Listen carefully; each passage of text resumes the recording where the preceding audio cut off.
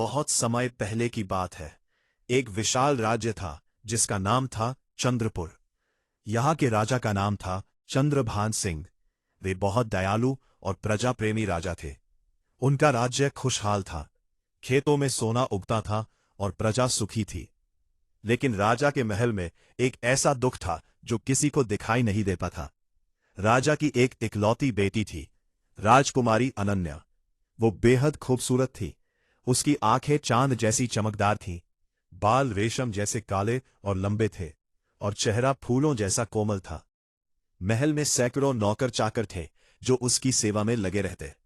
उसके पास हीरे जवाहरात के गहने थे, रेशमी कपड़े थे, संगमरमर के महल थे। जो कुछ भी एक राजकुमारी चाह सकती थी सब कुछ था। लेकिन एक चीज नहीं थी, उसकी हंसी। हाँ, राजकुमारी अनन्या कभी नहीं हंसती थी। ना तो वो मुस्कुराती थी, ना ही उसके चेहरे पर कभी खुशी की झलक आती थी। वो हमेशा गंभीर रहती, मानो उसके कंधों पर दुनिया का बोझ हो। उसकी आंखों में एक अजीब सी उदासी थी जो कभी दूर नहीं होती थी। राजा चंद्रभान सिंह बहुत चिंतित रहते, परेशान हो जाते। मेरी बेटी को क्या हो गया है? उसे सब कुछ मिला है, फिर भी वो खुश क्यों नहीं है? राजा ने देश विदेश के वैद्यों को बुलाया। वैद्यों ने राजकुमारी को देखा, उसकी नाड़ी देखी, उसके स्वास्थ्य की जांच की, पर सबने एक ही बात कही, महाराज, राजकुमारी को कोई बीमारी नहीं है, वो पूरी तरह स्वस्थ है। राजा ने तांत्रिकों को बुलाया, पंडितों को बुलाया, ज्योतिषियों को बुलाया।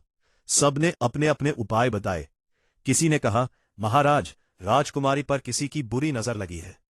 किसी ने कहा, यह ग्रहों का प्रकोप है। लेकिन किसी का भी उपाय काम नहीं आया। राजकुमारी वैसी की वैसी ही रही, उदास, गंभीर, बिना हंसी के। एक दिन राजा के दरबार में एक बूढ़ी औरत आई। वो एक साधारण सी औरत थी, सफेद साड़ी पहने, झुर्रियों से भरा चेहरा, पर आंखों में एक अजीब सी चमक थी। महाराज, बूढ़ी औरत ने कहा, मैंने सुना है कि राजकुमारी कभी नहीं हंसती। राजा ने दुखी होकर सिर हिलाया। हाँ माई, ये सच है। मैंने सब कुछ किया पर कुछ काम नहीं आया। बूढ़ी औरत मुस्कुराई। महाराज, समस्या ये नहीं है कि राजकुमारी को क्या नहीं मिला। समस्या ये है कि उसे सब कुछ मिल गया है। राजा को समझ नहीं आया। तुम्हारा क्या मतलब है? महाराज, बूढ़ी औरत ने समझाया, जब किसी को सब कुछ मिल जाता है तो जिंदगी में कोई इच्छा नहीं बचती, और जब इच्छा नहीं बचती तो खुशी भी नहीं बचती। राजकुमारी ने कभी संघर्ष नहीं किया, कभी किसी चीज की कमी महसूस नहीं की, इसलिए वो जीवन के असली रंग नहीं देख पाई है। राजा को बूढ़ी औरत की बात में दम लगा। उन्होंने पूछा, तो क्या उपाय है? बूढ़ी औरत ने कहा, महाराज, एक उपाय है। पूरे राज्य में घोषणा करवा दीजिए कि जो कोई भी राजकुमारी को हंसा देगा उससे राजकुमारी का विवाह करवा दिया जाएगा। ये सुनकर दरबार में सन्नाटा छा गया। मंत्रियों ने एक दूसरे की ओर देखा। यह कैसा उपाय था? लेकिन राजा चंद्रभान सिंह एक बुद्धिमान राजा थे। उन्होंने सोचा, शायद यही एक रास्ता बचा है। अगले ही दिन पूरे राज्य में ढिंढोरा पिटवा दिया गया। महाराज का आदेश है, जो कोई भी राजकुमारी अनन्या को हंसा देगा उससे राजकुमारी का विवाह करवा दिया जाएगा, साथ ही उसे आधा राज्य भी दिया जाएगा। ये खबर जंगल में आग की तरह फैल गई। पूरे राज्य में हलचल मच गई। हर कोई राजकुमारी को हंसाने का प्रयास करने लगा। पहले दिन एक मसखरा आया। वो रंग बिरंगे कपड़े पहने हुआ था, उसके चेहरे पर नकली मूंछें थीं और वो अजीब अजीब आवाजें निकाल रहा था। देखो राजकुमारी, मसखरे ने कहा, और फिर उसने हाथ पैर मारकर बंदर की तरह नाचना शुरू कर दिया। उसने मुंह बनाए, आंखें तिरछी की, कान हिलाए, पर राजकुमारी का चेहरा पत्थर की मूर्ति की तरह गंभीर रहा। मसखरा हार कर चला गया। दूसरे दिन एक जादूगर आया। उसने तरह तरह के करतब दिखाए। वो खाली हाथ से फूल निकाल रहा था, रुमाल गायब कर रहा था, खरगोश को टोपी से बाहर ला रहा था। उसने राजकुमारी के सामने आग खाई, तलवार निकली, रस्सी पर चला, पर राजकुमारी ने एक बार भी पलक नहीं झपकाई। जादूगर भी निराश होकर चला गया। तीसरे दिन राज्य के सबसे अमीर सेठ का बेटा आया। उसके पास सोने के गहने थे, हीरों की माला थी, हाथियों पर सजा हुआ था। राजकुमारी को तरह तरह के उपहार दिए, मोती, माणिक, पन्ने। पर राजकुमारी ने एक बार भी उन उपहारों की तरफ देखा तक नहीं। सेठ का बेटा भी हार गया। इसके बाद हफ्तों तक लोग आते रहे। कवि आए और सुंदर कविताएं सुनाई, गायक गाए और मधुर गीत गाए, नर्तक आए और अद्भुत नृत्य किया, पर किसी का भी प्रयास सफल नहीं हुआ। राजा फिर से निराश हो गए। उन्हें लगने लगा कि शायद उनकी बेटी कभी नहीं हंसेगी। लेकिन तभी एक सुबह महल के दरवाजे पर एक युवक आया। वह साधारण कपड़े पहने हुआ था। उसके हाथ मिट्टी से सने थे और चेहरे पर पसीने की बूंदें थीं। वह एक मजदूर था जो महल के पास ही खेतों में काम करता था। उसका नाम था रामू। दरबान ने उसे रोकने की कोशिश की। अरे, तू कौन है? महल में किसी गरीब मजदूर का क्या काम? रामू ने विनम्रता से कहा, मैंने सुना है कि जो राजकुमारी को हंसा देगा उससे राजकुमारी का विवाह होगा। मैं भी एक कोशिश करना चाहता हूं। दरबान ने हंस पड़ा। तू एक मजदूर? जब राज्य के सबसे बड़े मस्खरे, जादूगर, कवि सब हार गए तो तू क्या कर लेगा? लेकिन रामू ने हार नहीं मानी। कृपया मुझे एक मौका दीजिए। अगर मैं हार गया तो चुपचाप चला जाऊंगा। दरबान को थोड़ी हंसी आई, पर उसने सोचा, चलो एक और कोशिश में क्या बुराई है। उसने रामू को अंदर जाने दिया। रामू महल के अंदर गया। उसने पहली बार इतना भव्य महल देखा था। संगमरमर के फर्श, सोने की नक्काशी, हीरों के झूमर, सब कुछ इतना शानदार था कि उसकी आंखें चौधिया गईं। फिर वो दरबार में पहुंचा। राजा सिंहासन पर बैठे थे और राजकुमारी अनन्या एक तरफ खड़ी थी। रामू ने राजकुमारी को देखा। वो सच में बहुत सुंदर थी, पर उसके चेहरे पर कोई भाव नहीं था, ना खुशी, ना गम, ना कोई उत्सुकता। राजा ने रामू को देखा। तुम कौन हो? रामू ने झुककर प्रणाम किया। महाराज, मैं रामू हूं। मैं आपके राज्य में खेतों में काम करता हूं। मैंने सुना है कि आप राजकुमारी को हंसाने की प्रतियोगिता करवा रहे हैं। मैं भी एक कोशिश करना चाहता हूं। दरबार में बैठे मंत्रियों में से एक हंस पड़ा। एक मजदूर, महाराज, यह तो मजाक है। लेकिन राजा ने हाथ उठाकर सबको चुप करवाया। नहीं, मैंने घोषणा की थी कि कोई भी कोशिश कर सकता है। रामू, तुम्हें मौका मिलेगा। बताओ, तुम क्या करोगे? रामू ने राजकुमारी की ओर देखा और फिर राजा से कहा, महाराज, मैं राजकुमारी को हंसाने की कोशिश नहीं करूंगा। यह सुनकर सब चौंक गए। राजा ने पूछा, तुम्हारा मतलब? रामू ने कहा, महाराज, मैं राजकुमारी को हंसाना नहीं चाहता। मैं राजकुमारी को जिंदगी दिखाना चाहता हूं, असली जिंदगी। अगर आप इजाजत दें तो मैं राजकुमारी को 3 दिन के लिए अपने साथ ले जाना चाहता हूं। मैं उन्हें वह दुनिया दिखाना चाहता हूं जो महल की दीवारों के बाहर है। दरबार में फिर से हलचल मच गई। एक मंत्री उठ खड़ा हुआ। यह कैसी बात है? राजकुमारी को महल से बाहर एक मजदूर के साथ? यह असंभव है। लेकिन राजा ने गहरी सांस ली। उन्होंने बूढ़ी औरत की बात याद की। समस्या यह है कि राजकुमारी को सब कुछ मिल गया है। शायद रामू की बात में कुछ सच था। राजा ने राजकुमारी की ओर देखा। अनन्या, तुम क्या कहती हो? राजकुमारी ने पहली बार अपनी आवाज में थोड़ा सा भाव लाते हुए कहा, जैसी आपकी इच्छा, पिताजी। राजा ने निर्णय लिया, ठीक है रामू, तुम्हें 3 दिन का समय मिलेगा, लेकिन राजकुमारी की सुरक्षा का पूरा ध्यान रखना। अगर उसे जरा सी भी तकलीफ हुई तो मैं तुम्हें जीवित नहीं छोड़ूंगा। रामू ने सिर झुकाया। जी महाराज, मैं अपनी जान से ज्यादा राजकुमारी की रक्षा करूंगा। अगली सुबह राजकुमारी अनन्या पहली बार महल से बाहर निकली। बिना सैकड़ों सेवकों के, बिना सोने के पालकी के, बिना रेशमी कपड़ों के। रामू ने उसे साधारण सूती साड़ी दी थी और वो उसे पहनकर तैयार हो गई थी। रामू उसे गांव की तरफ ले गया। रास्ते में राजकुमारी ने पहली बार धूल भरी सड़कें देखी, खेतों में काम करते किसानों को देखा, पसीने से तरबतर मजदूरों को देखा। ये लोग क्या कर रहे हैं? पूछा। ये खेतों में काम कर रहे हैं, रामू ने कहा। यही लोग वह अनाज उगाते हैं जो आपके महल में पहुंचता है। राजकुमारी चुप रही। उसने कभी सोचा नहीं था कि उसकी थाली में जो खाना आता है वह कहां से आता है। वे एक छोटी सी झोपड़ी के पास पहुंचे। रामू ने कहा, यह मेरा घर है राजकुमारी, यहां महल जैसी सुविधाएं नहीं है, पर आप यहां सुरक्षित रहेंगी। राजकुमारी ने झोपड़ी के अंदर देखा। वहां एक छोटा सा कमरा था, मिट्टी के फर्श, फटी हुई चटाई और एक कोने में एक चूल्हा। ये महल से बिल्कुल अलग था। रामू की मां बाहर आई। वो एक सीधी सादी औरत थी, सफेद साड़ी पहने, माथे पर पसीना। उसने राजकुमारी को देखा और हाथ जोड़ दिए। आओ बेटी, आओ, मेरे घर में तुम्हारा स्वागत है। राजकुमारी को अजीब लगा। महल में तो सब उसे राजकुमारी कहकर बुलाते थे, झुक कर प्रणाम करते थे, पर यह औरत उसे बेटी कह रही थी, बिल्कुल सामान्य तरीके से। दोपहर में रामू की मां ने खाना बनाया। साधारण रोटी, दाल और सब्जी। राजकुमारी ने देखा कि कैसे रामू की मां चूल्हे पर बैठकर खाना बना रही थी। धुआं उड़ रहा था, पसीना बह रहा था। क्या मैं मदद कर सकती हूं? राजकुमारी ने पूछा। रामू की मां चौंक गई। तुम नहीं बेटी, तुम बैठो, तुम राजकुमारी हो। लेकिन राजकुमारी ने जिद की, मैं सीखना चाहती हूं। रामू की मां ने मुस्कुराते हुए कहा, ठीक है तो आओ, मैं तुम्हें रोटी बेलना सिखाती हूं। राजकुमारी ने पहली बार आटा हाथ में लिया। वो चिपचिपा और गीला था।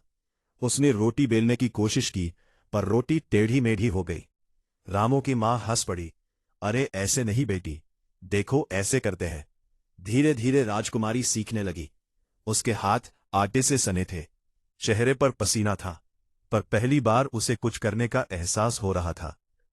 शाम को रामू उसे गांव में घुमाने ले गया।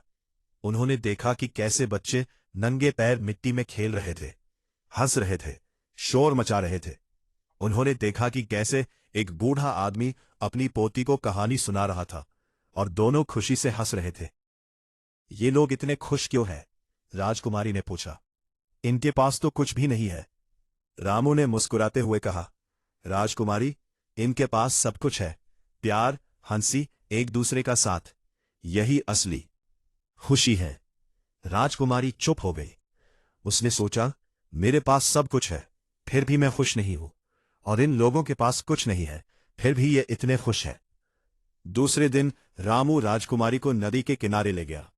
वहां औरतें कपड़े धो रही थीं, गाने गा रही थीं, बातें कर रही थीं।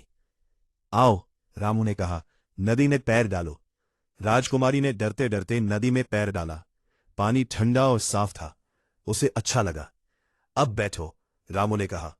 राजकुमारी घास पर बैठ गई। उसने पहली बार जमीन पर बैठा था। हवा में फूलों की खुशबू थी, पक्षी गा रहे थे, सूरज की किरणें पानी पर चमक रही थीं। कितना सुंदर है, राजकुमारी ने कहा। हाँ, रामू ने कहा, ये वो खूबसूरती है जो सोने चांदी से नहीं मिलती, ये प्रकृति की खूबसूरती है। तीसरे दिन गांव में एक शादी थी। पूरा गांव खुशी में झूम रहा था। ढोल बज रहे थे, लोग नाच रहे थे, बच्चे खेल रहे थे। चलो हम भी शामिल होते हैं, रामू ने कहा। राजकुमारी हिचकिचाई। मैं नहीं जानती कि कैसे नाचते हैं। कोई बात नहीं, रामू ने मुस्कुराते हुए कहा, मस्ती करो। नाचना कोई कला नहीं है, ये खुशी का इजहार है। रामू ने राजकुमारी का हाथ पकड़ा और उसे नाचने वाले लोगों के बीच ले गया। संगीत बज रहा था, लोग हंस रहे थे, ताली बजा रहे थे। पहले तो राजकुमारी असहज महसूस कर रही थी, पर धीरे धीरे वह भी संगीत के साथ झूमने लगी। उसने देखा कि कैसे एक बूढ़ी औरत भी नाच रही थी, कैसे एक छोटा बच्चा अजीब अजीब कदम रख रहा था, और सब हंस रहे थे। और तभी एक अजीब सी बात हुई। एक छोटा बच्चा दौड़ता हुआ आया और राजकुमारी से टकरा गया। राजकुमारी लड़खड़ाई और रामू की बाहों में गिर गई। दोनों एक दूसरे को देखने लगे, और फिर राजकुमारी के चेहरे पर एक हल्की सी मुस्कान आई। फिर वह मुस्कान बढ़ती गई और अचानक राजकुमारी हंस पड़ी, एक साफ, खुली, दिल से निकली हुई हंसी। गांव वाले चौंक गए, रामू भी चौंक गया। राजकुमारी हंस रही थी, लेकिन राजकुमारी रुकी नहीं। वो हंसती रही और फिर अचानक उसकी आंखों में आंसू आ गए। वो हंसते हंसते रो रही थी। मैं नहीं जानती थी, राजकुमारी ने कहा। मैं नहीं जानती थी कि हंसना इतना अच्छा लगता है। मैं नहीं जानती थी कि जिंदगी में इतनी खुशी हो सकती है। रामू ने धीरे से कहा, राजकुमारी, खुशी चीजों में नहीं, एहसासों में होती है।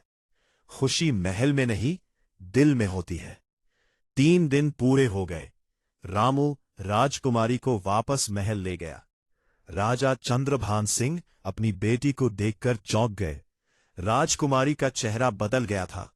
उसकी आंखों में चमक थी, होठों पर मुस्कान थी और पूरे चेहरे पर एक ताजगी थी। अनन्या, राजा ने कहा, तुम मुस्कुरा रही हो। राजकुमारी ने अपने पिता को गले लगाया। हाँ पिताजी, मैंने पहली बार सीखा है कि खुश कैसे रहते हैं। राजा की आंखों में खुशी के आंसू आ गए। उन्होंने रामू की ओर देखा। तुमने कमाल कर दिया रामू, तुमने मेरी बेटी को हंसा दिया। अब तुम्हें अपना वादा पूरा करना होगा, राजकुमारी से विवाह। लेकिन रामू ने विनम्रता से कहा, महाराज, मैंने राजकुमारी को इसलिए नहीं हंसाया कि मैं उनसे शादी करूं। मैंने उन्हें इसलिए हंसाया क्योंकि मुझे लगा कि हर इंसान को खुश रहने का हक है। मैं एक साधारण मजदूर हूं और राजकुमारी एक राजकुमारी है। हम दोनों की दुनिया अलग है। राजकुमारी ने कहा, नहीं रामो, तुमने मुझे सिखाया कि असली खुशी कहाँ है। तुमने मुझे जिंदगी का असली मतलब समझाया। अब मैं तुम्हारे बिना नहीं रह सकती। राजा ने रामू के कंधे पर हाथ रखा। रामू, तुमने मेरी बेटी को वो दिया जो मैं कभी नहीं दे सका, असली खुशी। तुम एक साधारण मजदूर हो सकते हो, पर तुम्हारे पास असाधारण दिल है। मुझे खुशी होगी अगर तुम मेरे दामाद बनो। रामू ने राजकुमारी की ओर देखा। उसकी आंखों में सच्चाई थी, दिल में प्यार था। अगर यही आपकी इच्छा है महाराज, रामू ने कहा, तो मैं मान जाता हूं, लेकिन एक शर्त पर। कौन सी शर्त? राजा ने पूछा। राजकुमारी को महल में बंद नहीं रखा जाएगा, रामू ने कहा। वो गांव में आएगी, लोगों से मिलेगी, उनकी मदद करेगी। खुशी बांटने से बढ़ती है। महाराज मुस्कुराए। ये तो बहुत अच्छी शर्त है, मैं मान लेता हूं। और इस तरह राजकुमारी अनन्या और रामू का विवाह हो गया। ये कोई साधारण शादी नहीं थी, इसमें पूरा गांव शामिल था। महल के लोग भी थे, अमीर और गरीब सब एक साथ खुशी मना रहे थे। शादी के बाद राजकुमारी अनन्या बदल गई। वो अब सिर्फ महल में नहीं रहती थी, वो गांव जाती, लोगों से मिलती, बच्चों को पढ़ाती, बीमारों की मदद करती। उसने पहली बार महसूस किया कि दूसरों को खुशी देने में कितना सुकून है। रामू ने भी राजकाज संभालना सीखा। वो एक समझदार और दयालु राजकुमार बन गया। उसने प्रजा के लिए बहुत काम किए, स्कूल खुलवाए, अस्पताल बनवाए, किसानों की मदद की। राजा चंद्रभान सिंह बहुत खुश थे। उन्होंने देखा कि उनकी बेटी अब सच में खुश थी। वो हंसती थी, मुस्कुराती थी, जीवन का आनंद लेती थी। एक दिन राजा ने रामू से पूछा, बताओ रामू, तुमने वो क्या किया जो दुनिया भर के मस्खरे, जादूगर और कवि नहीं कर पाए? रामू ने कहा, महाराज, मैंने कुछ खास नहीं किया। मैंने बस राजकुमारी को वो दिखाया जो उन्होंने कभी नहीं देखा था। असली जिंदगी, खुशी बाहर की चीजों से नहीं आती महाराज, खुशी अंदर से आती है। जब हम दूसरों के साथ जुड़ते हैं, जब हम प्यार देते हैं और पाते हैं, जब हम सादगी में खूबसूरती देखते हैं, तभी असली खुशी मिलती है। राजा ने गहरी सांस ली। तुम सही कहते हो रामू, मैंने अपनी बेटी को सब कुछ दिया, पर वो एक चीज नहीं दी जो सबसे जरूरी थी, जिंदगी जीने का मौका। कहानी का अंत खुशी से हुआ। राजकुमारी अनन्या और रामू ने साथ मिलकर एक खुशहाल राज्य बनाया। उन्होंने सिखाया कि असली खुशी धन दौलत में नहीं, बल्कि प्यार, सादगी और दूसरों की सेवा में है। और राजकुमारी, वो अब रोज हंसती थी, खुलकर, दिल से। उसकी हंसी पूरे महल में गूंजती और सुनने वाले हर किसी के चेहरे पर मुस्कान आ जाती। क्योंकि असली खुशी तो यही है, हंसना, हंसाना और जिंदगी को पूरे दिल से जीना।